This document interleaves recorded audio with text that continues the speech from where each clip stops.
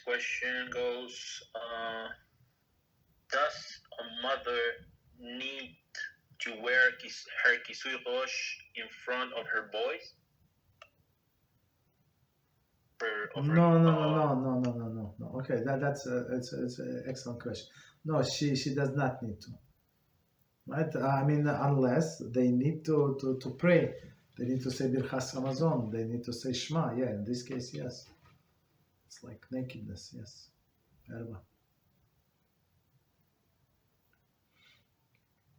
But otherwise, there is no problem.